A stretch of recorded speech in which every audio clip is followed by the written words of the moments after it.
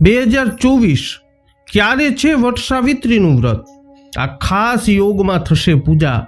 જાણી લો શુભ મુહૂર્ત, પૂજાની સામગ્રી અને વટ સાવિત્રી વ્રતનું મહત્વ શું છે એના વિશે. નમસ્કાર મિત્રો, અંબા એસ્ટ્રોલોજી ગુજરાતી ચેનલમાં આપ બધાનું હાર્દિક સ્વાગત કરીએ છીએ.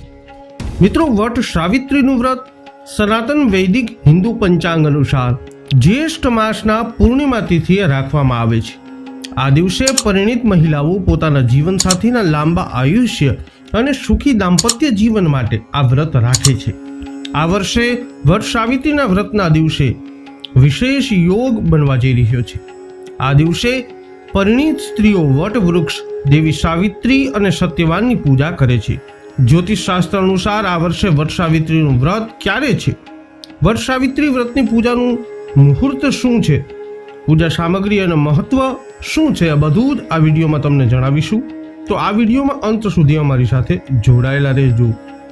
તો મિત્રો, ગુજરાતમાં ક્યારે છે વટ સાવિત્રી વ્રત 2024? તો મિત્રો, વૈદિક પંચાંગ અનુસાર વટ સાવિત્રી વ્રત માટે જરૂરી જ્યેષ્ઠ પૂર્ણિમા તિથિ આ વર્ષે 21 જૂન અને શુક્રવારના રોજ છે.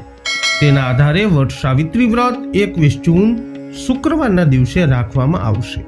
મહારાષ્ટ્ર, ગુજરાત અને દક્ષિણ ભારતીય રાજ્યોમાં પરિણીત મહિલાઓ ઉત્તર ભારતીય મહિલાઓ કરતાં 15 દિવસ પછી વટ સાવિત્રીનું વ્રત કરે છે. એટલે કે આ રાજ્યોમાં મહિલાઓ પૂર્ણિમાએ વટ સાવિત્રીનું વ્રત કરે છે.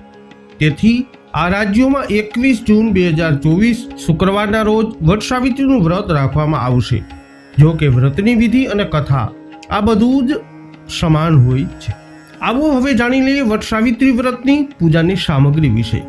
તો મિત્રો, પૂજા માટે દેવી સાવિત્રી અને સત્યવાનની મૂર્તિ કે પછી તસવીર એટલે કે ફોટો, વટ સાવિત્રી વ્રત કથા અને પૂજા વિધિનું પુસ્તક, રક્ષાસૂત્ર, કાચું સૂતર, વડના ફળ, વાંસનો પંખો, કંકુ, સિંદૂર, ફળ, ફૂલ, નાળાછડી, ચંદન, અક્ષત, દીવો, અત્તર, ધૂપ, શૃંગારની સામગ્રી, 1.25 મીટર કપડું, પતાસા, પાન, સોપારી, પૂરી, ગોળ, પલાળેલા ચણા, મગફળી, ઘરે બનાવેલા પકવાન, પાણીનો કળશ, મખાના, નાળિયેર, મીઠાઈ વગેરેની આ પૂજામાં આવશ્યકતા હોય છે. હવે જાણી લઈએ વટ સાવિત્રી વ્રતનું મહત્વ શું છે. મિત્રો, પૌરાણિક કથા અનુસાર દેવી સાવિત્રી પોતાના પતિ સત્યવાનના જીવનની રક્ષા માટે યમરાજની પાછળ ચાલી ગઈ. તે ત્યાં સુધી તેમની પાછળ ચાલતી રહી જ્યાં સુધી યમરાજે તેની પતિને પુનર્જીવિત ન કર્યા. આ ઘટના જ્યેષ્ઠ અમાવસ્યાના દિવસે થઈ હતી. આ કારણે આ તિથિએ વટ સાવિત્રીનું વ્રત કરવામાં આવે છે. આ ઘટનાથી દેવી સાવિત્રી અમર થયા હતા. સત્યવાનને વટવૃક્ષની નીચે જીવનદાન મળ્યું હતું. તેથી આ વ્રતમાં દેવી સાવિત્રી, સત્યવાનની સાથે તેની પણ પૂજા કરવામાં આવે છે. જે મહિલાઓ વટ સાવિત્રીનું વ્રત રાખે છે તેમના જીવનસાથીનું આયુષ્ય લાંબુ થાય છે. દાંપત્ય જીવનમાં ખુશહાલ વધે છે.